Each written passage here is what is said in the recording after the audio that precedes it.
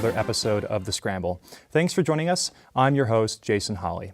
Today we will discuss the margin tax and potential implications for businesses and government entities. Next, we will discuss the recent push for regulation in edible forms of marijuana by health officials in the state of Colorado. Finally, we will discuss the recent conflicts and vacillations surrounding legalization of same-sex marriage in Nevada. Let me take a moment to introduce our panelists. First, we have a special guest with us to my right, Brian Greenspun, the president and editor of the historic Las Vegas Sun, publisher of Showbiz Magazine, Las Vegas Weekly, Las Vegas Life, and The Sunday. Also member of the President's Community Advisory Board of the University of Nevada, Las Vegas, and benefactor of the Greenspun School of Journalism and Media Studies at UNLV. Thank you for joining with us. It's easy for you to say. Yeah, easy for me to say indeed. We also have Marissa Skinner, senior in MIC Marketing Integrated Communications here at UNLV. We also have returning to the panel David Sarabian, a senior in political science and a Brookings policy minor. We also have Jason Thompson, a graduate student in the School of Journalism and Media Studies. Thank you all for joining us. The Executive Secretary-Treasurer, Danny Thompson, and the Nevada State Education Association recently proposed new legislation for the November 4th ballot, otherwise known as the margin tax, or Question 3. The measure seeks to impose an approximate 2% tax on business revenues minus compensation or cost of goods that will be redirected to the public school system. The margin tax will also apply to only businesses in Nevada that exceed gross revenues of $1 million.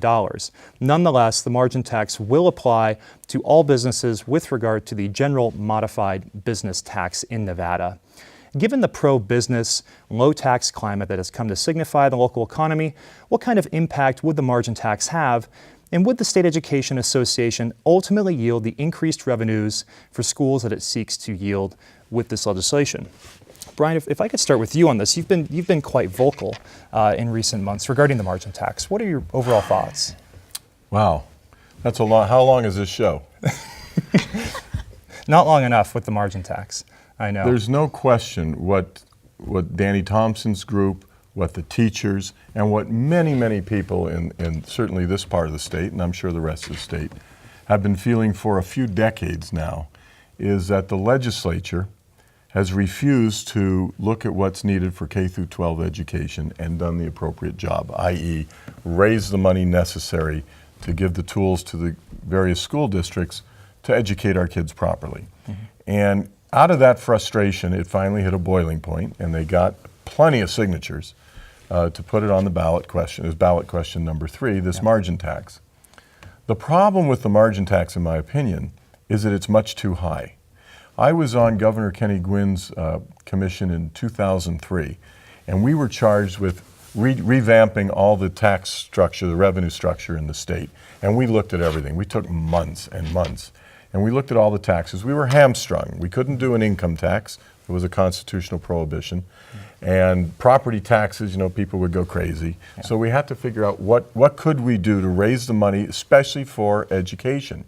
And we came up with something like a margin tax. It was a gross revenue tax that only kicked in at a certain level, so most small businesses were exempted from it. Right. And it was about, at the end of the day, 0.65 or 0.66%. And it hit everybody. And the first people to the table were the mining interests and the gaming interests, the people who you would expect to be against tax increases. Mm-hmm. The people who killed it, of course, was the Chamber of Commerces around the state, because people got scared. They thought it was going to tax them out of existence. Yeah.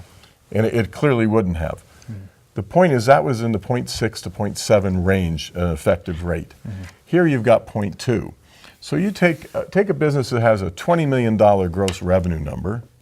That's a $400,000 tax. Take someone who's coming out of the 2008, 2012 recession, and they're lucky if they're breaking even or making a couple, 200, 300, 400,000, 600,000, whatever that number is off of $20 million. Yeah. Hopefully to grow more as we come out of it. Mm-hmm. But if you're going to tax them on 80, 90% of their profit, why do they stay in business? Yeah. Why? Or maybe you tax them where they can't stay in business, which is counterproductive, although it would help the school district, because all those businesses would go out of business. They would take their kids and move to another state. We wouldn't have to teach so many kids. Now that's kind of a perverse way to look at it. That would be the only outcome. Yeah, that's right. But you have to understand the frustration level of the people in this state. The legislature, the governors before, Governor Sandoval, even Governor Sandoval in the last one, we were constrained. I think this session he's got a whole different attitude, or at least an attitude that says he's going to fix this.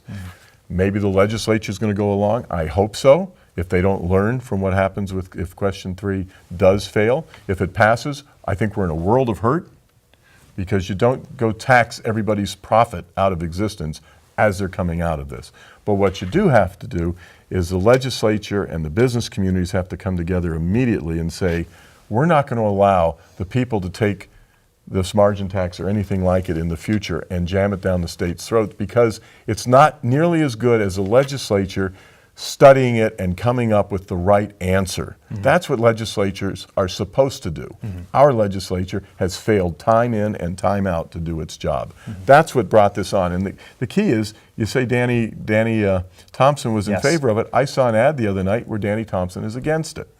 Because when you now have time to reflect on what it does, it'll put his members out of work. And no one wants to do that. So as much as I believe in what the teachers are trying to do, there's no guarantee, of course, the money will go to the schools, because the legislature will get the money and they'll find a way to spend it somewhere else. That's what they do, unfortunately. But the sentiment behind it, I'm 100% in favor of. I just think there's a better way, and my view is I think you give this governor and whatever this new legislature is one more opportunity to do it. And if they don't do it, there's a way for the public to get even. And it's not a ballot question, it's to get rid of everybody in that legislature who did it the wrong way. Just get rid of them. There has been a lot of talk about this. The question 3, the legislation being poorly written, and that it was hastily produced, that it hasn't been thought out. We've heard those criticisms as well. But would there, for those who may be for it, if the tax is so excessive that it may put a number of businesses out of business, where they have to actually leave Nevada. I mean, do you think, would this necessarily affect businesses on the top line, the bottom line, smaller businesses? Because this will increase essentially, in a very small way, the general business tax as well, if I understand correctly. I'm not sure I understand all of what happens, okay? It's clearly poorly written. It is, yeah. But it is emotionally driven, and you can't discount that. People are upset. It wouldn't surprise me if it passes, because people aren't thinking about what happens the next day. They are just so angry at what hasn't happened. Of course, what happens the next day. The problem with doing something like this in Nevada as opposed to a California that has 100 ballot questions every time there's an election, I just don't believe in government by ballot questions. I actually think that you should take some time and think about what you're doing. But what happens, the problem in Nevada is our legislature meets every 2 years. So if it screws up our economy, we're stuck for 2 years unless the governor calls a special session. And, you know, God knows what happens when these people come back for a special session. The point is, there's a right way to do it, a wrong way to do it. I just think whichever way happens, and in a low turnout election, it's highly likely this thing could pass. Even though people have a natural inclination to vote no on any question, it's highly likely that the most motivated group of people will have the day. And those will be the people who want to pass this tax, who aren't really thinking about, my God, who's going to pay for that when it's over? How do you take 2% of your gross, not your net, 2% of your gross, and raise the prices of goods and services and everything else to the public, the very people you're trying to help here in the schools and everything else? How much do you have to raise those prices to take care of a 2% gross tax? 20, 30%? I don't know. Well, David, I'm curious what your thoughts are.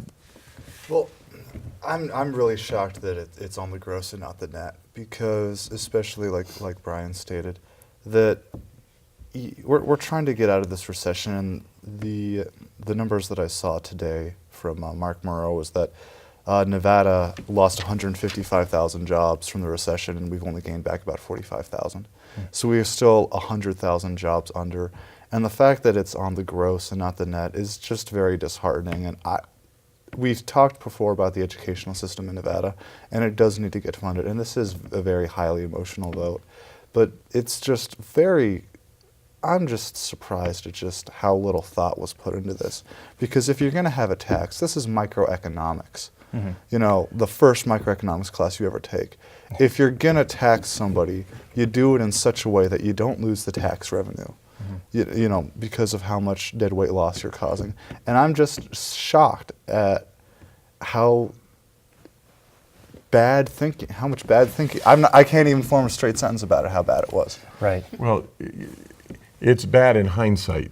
You know, at the time, it was an emotional response to another failed legislative effort. When you're emotional, everything seems good. There are a number of states who have the gross revenue taxes, but they're very, very modest. 0.1, 0.2, 0.3, 0.6, somewhere in that range. And they have certain, you know, they exclude some revenues of certain businesses, so you don't put the very low margin businesses out of business. But you can't do that in a ballot question. You know, ballot question, you have one subject and you can't get too complicated, otherwise they don't make it. That's the problem with government by ballot question. And that's also the problem that we have a legislature that won't deal with it. I mean, you know, I live in hope. I'm the eternal optimist. I hope you guys are optimists too, because that's what we're going to need going forward. But I just hope, and I know it's a terrible strategy, that this next legislature in the next few months is going to finally tackle it and fix it. Jason, what are your thoughts? Was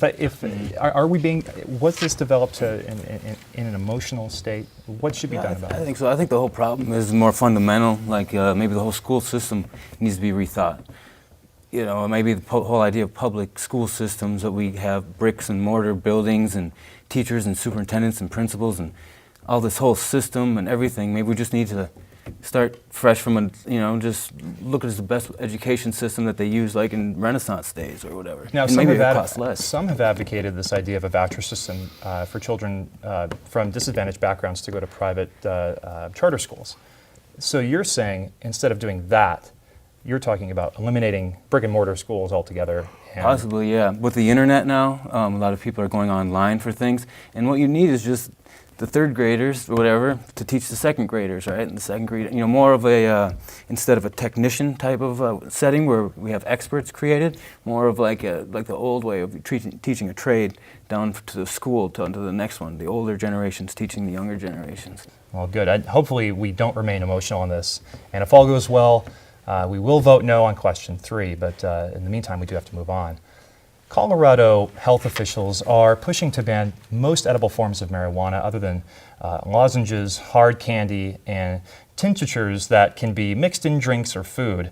Officials are arguing that regulations are necessary since edibles are the fastest growing sectors of the recreational pot business. The panel was formed following the death of a college student who jumped off a hotel balcony after eating a marijuana cookie. In a 3-page recommendation from the health department, the health department states that regulations are needed, quote, because of the confusion around retail marijuana edibles and the ability or need to readily identify them from other food products. Have we reached a point where marijuana has become an issue in society, or is it just magnified scrutiny of an otherwise non-lethal yet intoxicating substance? Now, I know that the idea of legalizing marijuana is a little bit squishy, perhaps controversial. Colorado, of course, is still going against the federal regulations with regard to legalization of marijuana. Of course, the feds are not going to go into Colorado and close all of the repositories. But should there be some sort of additional regulation with regard to the edible marijuana market or the marijuana market at large? This is your deal. You guys. Well, I have to say, I'm out of school. If we decided to ban a product just because one person died misusing it, there'd be a lot of products off the market. Yeah, exactly. How many people die from alcohol? Every day. Every day. How many DUIs are there? How many people are killed drunk driving?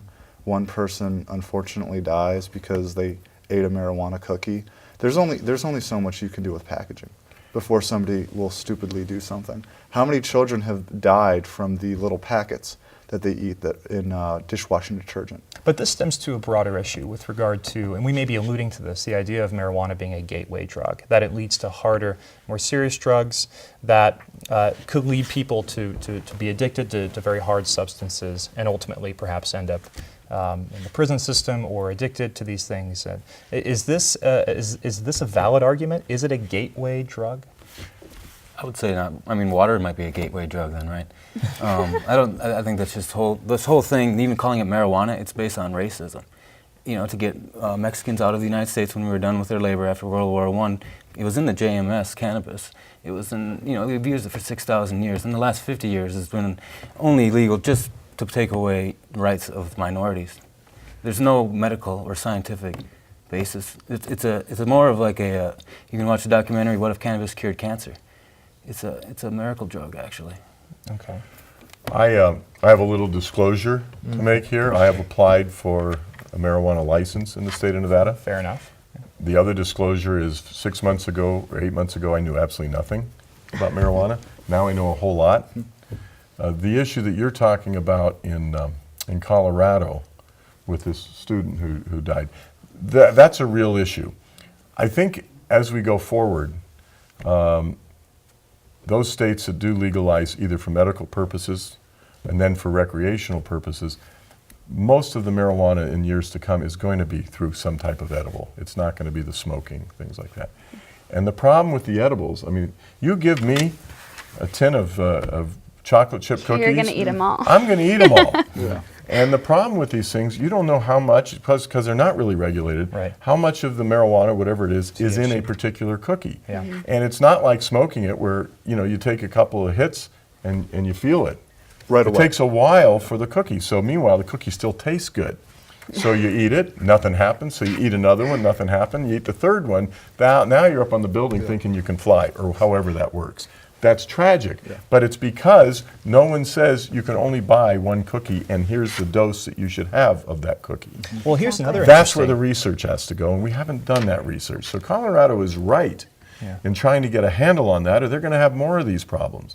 But it's just because nobody knows, and they're putting it in sweet things. Come on. What about this notion? We have Halloween coming up, so a lot of children will be trick-or-treating. Let's say down the road, What a if great idea.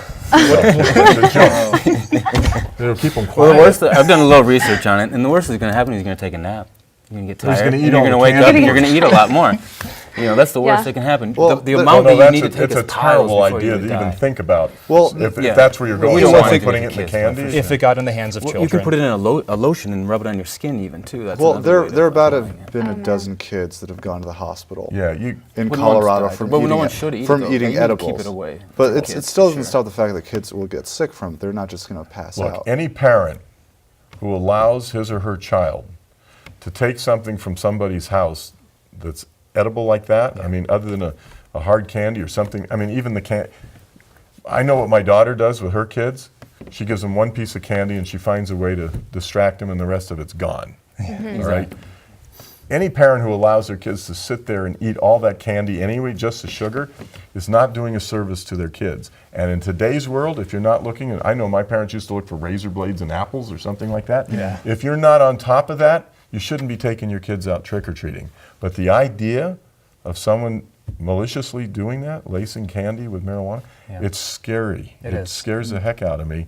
But we've had that long before it was legal or not. We've always had that fear, yeah, I see. because anyone can apparently get marijuana and do that kind of stuff with it. Yes, apparently. So perhaps the legalization, and I think perhaps the legalization, at least in terms of medical, Yeah. is going to regulate it. So we're going to know where most of it is. Okay, you're still going to have the street sales, but I think they will diminish over time as it becomes legal. I mean, most of the people I know, you talk about rubbing on your skin. I mean, it's actually real. I'm a baby boomer. Everything I own in the morning hurts when I get up. If I don't have to take Advil or something like that, if I can rub some cream on my knee or my back or something like that doesn't affect my liver and everything else, I'm going to do that. Yeah. So there is a use for that. We just don't know how much it is. We don't know how much it takes. We don't know very much about it because it's never been allowed to be researched to any degree. Rick Simpson has Phoenix oil, and he has done a lot of research on it. And he boils it down into like a tar, and then he injects it into people. And he knows the dosages from cancer rates, and Well, so there's that people will with happen. some There's 23 states in the District of Columbia that now have it, at least medical. Yeah. The research is coming. And I think that, look, you guys represent the generation that doesn't seem to much care about marijuana being illegal anymore. So it doesn't matter what my generation thinks. By the next presidential election, not 16 but 20, millennials will outvote the baby boomers. Or at least have the ability to outvote the Yeah, baby boomers. have the ability, yeah. So the way your generation thinks compared to the way my generation thinks is what is going to carry the day. So what you have to do, in my view, is make it smart and regulate it properly and prepare for that. Yeah. And that means research. And so Colorado, they need to research, and they're doing it, on how much and what and everything else. Don't give me a plate full of brownies, please. Well, at the very least, the plate full of brownies, they need to have it on the nutrition labels then. If they're going to have to add how much THC and how much you ought to be able to handle. Yeah. Because, you know, I'm sure when calories first got introduced, people didn't know how much they could handle or how many grams of sugar. You ignore that part. Yeah, they ignore that part. But, you know, we're at least, they're going to have to do the research, and they have to figure out how much is in each, and then how much people should handle, Yeah. and how to educate the public on it. I was in Kathmandu, and they had, people that would go up and rub the hands, and they knew exactly how much to give, and the mothers, they would take it out from the rafters and give it to the animals or people when it's sick. So people have this knowledge. A lot of them maybe are locked up in prison right now. We're going to have to think about that, too, Well, to think if there's some people sitting in prison right now for something that the medical doctors are not going to be giving out. Find a way to employ those folks when they get out. Yeah, exactly. It is an interesting topic, but we will have to move on to our final topic. On October the 9th, Could 2014. possibly be as good as that. We do, but All right. we could come back. But, on October the 9th this year, the state of Nevada legalized same-sex marriage, but federal court appeals disallowed the state to continue issuing marriage licenses to same-sex couples.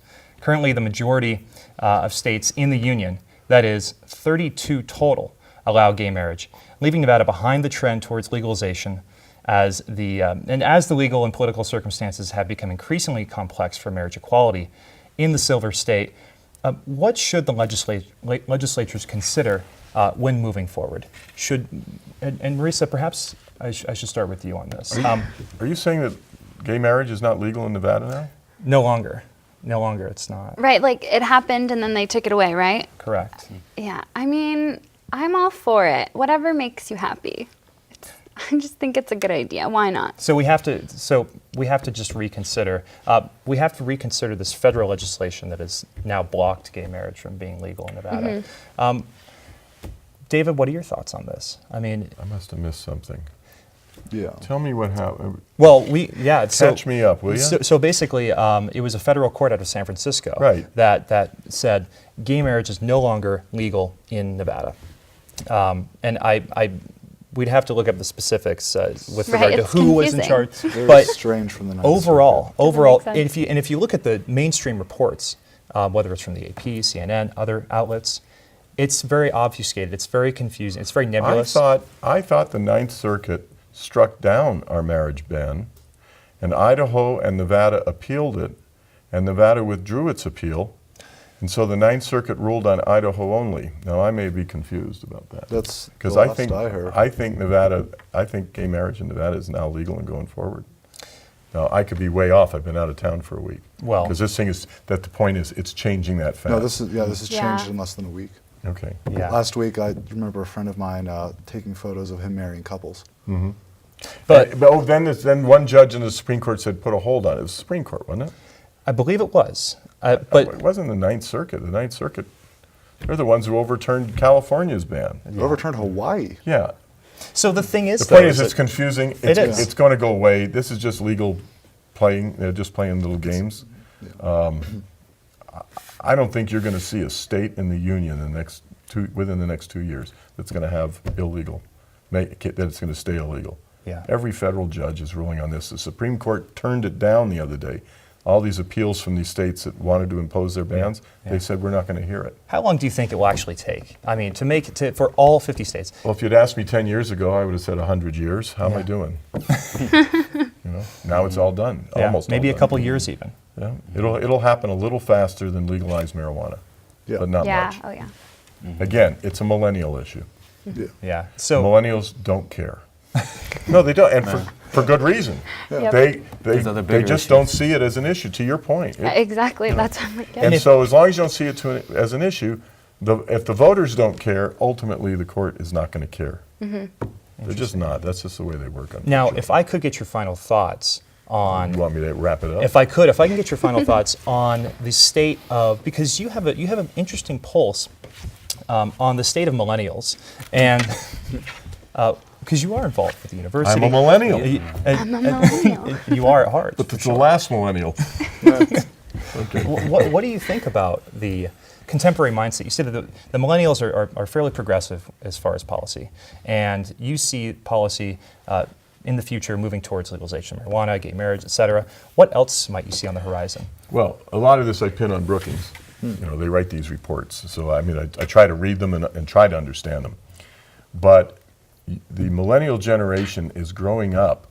And in fact, the last Brookings report I read talked about the millennials in the boardrooms. Every movie you've ever seen about corporations, and every time you ever see a CEO, he's saying, I've got to do what's in the best interest of my shareholders, right? That's their excuse for doing everything. That doesn't hold sway with the millennial generation. The millennials say, yes, you've got to make a profit for your shareholders, but you live in this community, you work in this community, you got to care what you do in that community. You have all these employees, you got to care about what happens to these employees. So they're bringing a more holistic approach to the boardroom. And that is going to change dramatically in the next 10, 20 years as the millennials grow up and take their place in the boardrooms. The attitude about the purpose and role of public corporations. Yes, it will be to make a profit, but it will no longer be the wholesale closing of all these factories that put these cities out of business. Yeah. These people are going to bring a different sensitivity to it. Yeah. I think that's really healthy. Yeah, absolutely. That is a positive note. But thank you for giving us your thoughts on that. Well, I stole them from Brookings, but I believe it. Absolutely. But that is all the time we have for today. Share your opinions and any ideas or topics you'd like us to scramble about to thescramble.unlv@gmail.com. You can also catch full episodes of The Scramble at UNLV-TV. For all of us here at The Scramble, thanks for joining us, and we hope to see you next time.